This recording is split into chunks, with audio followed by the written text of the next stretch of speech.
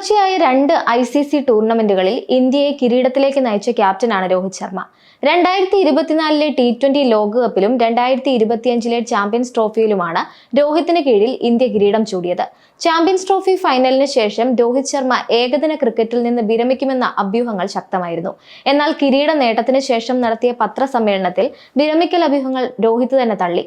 ഇപ്പോൾ രോഹിത്തിന്റെ ഭാവി കരിയറുമായി ബന്ധപ്പെട്ട ചില സുപ്രധാന സൂചനകൾ പുറത്തു വന്നിരിക്കുകയാണ്. 2027 ഏകദിന ലോകകപ്പ് വരെ കളി തുടരാനുള്ള പദ്ധതികളിലാണ് രോഹിത് ശർമ്മയെന്നാണ് നിലവിൽ പുറത്തുവരുന്ന സൂചനകൾ. കാര്യങ്ങളെല്ലാം പദ്ധതി പ്രകാരം നടന്നാൽ 2027 ദക്ഷിണാഫ്രിക്കയിലും സിംബാബ്വേയിലും നമീബിയയിലുമായി നടക്കുന്ന ലോകകപ്പിന് ശേഷമായിരിക്കും രോഹിത് കളി മതിയാക്കുക. ഈ ലോകകപ്പ് ആകുമ്പോഴേക്കും രോഹിത്തിന് 40 വയസ്സ് പൂർത്തിയാകും.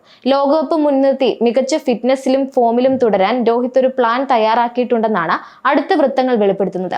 ഇന്ത്യൻ ടീമിന്റെ സഹപരിശീലകനായ അഭിഷേക് നായരുമായി സഹകരിച്ച് ഫിറ്റ്നസ്, ബാറ്റിംഗ് എന്നിവയിൽ രോഹിത് ശ്രദ്ധ കേന്ദ്രീകരിക്കുമെന്നാണ് റിപ്പോർട്ട്. അടുത്ത ഏകദിന ലോകകപ്പിന് മുന്നോടിയായി ഏകദേശം 27 മത്സരങ്ങളാണ് ഇന്ത്യ കളിക്കുന്നത്. ടൂർണമെന്റ് അടുക്കുമ്പോഴേക്കും കൂടുതൽ മത്സരങ്ങൾ ഷെഡ്യൂൾ ചെയ്യാനും സാധ്യതയുണ്ട്. ലോകകപ്പിന് തയ്യാറെടുക്കാൻ രോഹിത് ശർമ്മ ഈ കളികളെ ഉപയോഗപ്പെടുത്തുമെന്നാണ് റിപ്പോർട്ടിൽ പറയുന്നത്. 2027 ലോകകപ്പ് കളിക്കാനുള്ള രോഹിത്തിന്റെ തയ്യാറെടുപ്പുകളിലും പ്ലാനുകളിലും സുപ്രധാന പങ്ക് വഹിക്കുക അഭിഷേക് നായർ ആയിരിക്കുമെന്നും ഈ റിപ്പോർട്ടിൽ പറയുന്നുണ്ട്. പ്രായം 38 അടുത്തെങ്കിലും ഇപ്പോഴും ടീമിനായി മാച്ച് വിന്നിംഗ് പ്രകടനങ്ങൾ കാഴ്ചവെക്കാൻ മികവുള്ള കളിക്കാരനാണ് രോഹിത്. ഇത്തവണത്തെ ICC ചാമ്പ്യൻസ് ട്രോഫിയുടെ ഫൈനലിൽ 76 റൺസ് നേടി മാൻ ഓഫ് ദി മാച്ച് ആകാൻ രോഹിത്തിന് സാധിച്ചിരുന്നു.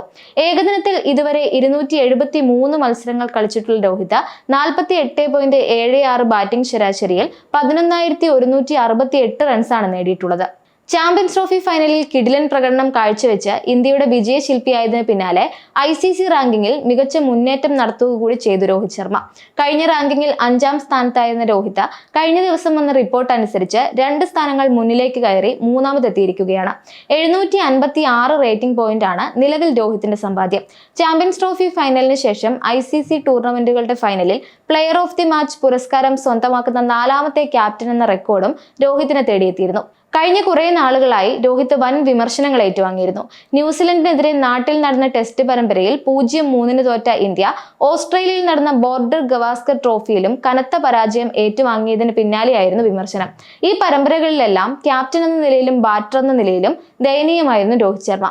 ഇന്ത്യയുടെ പരാജയങ്ങൾക്ക് പ്രധാന കാരണങ്ങളിലൊന്നും രോഹിത്തിന്റെ ബാറ്റിംഗും ക്യാപ്റ്റൻസിയുമായിരുന്നു. ടെസ്റ്റിലെ തുടർച്ചയായ ദയനീയ പ്രകടനങ്ങളുടെ പശ്ചാത്തലത്തിൽ രോഹിത് ശർമ്മയെ ടെസ്റ്റ് ടീമിൽ നിന്ന് പുറത്താക്കാൻ BCCI നീക്കം നടത്തുന്നതായി പോലും റിപ്പോർട്ടുകൾ പുറത്തുവന്നു.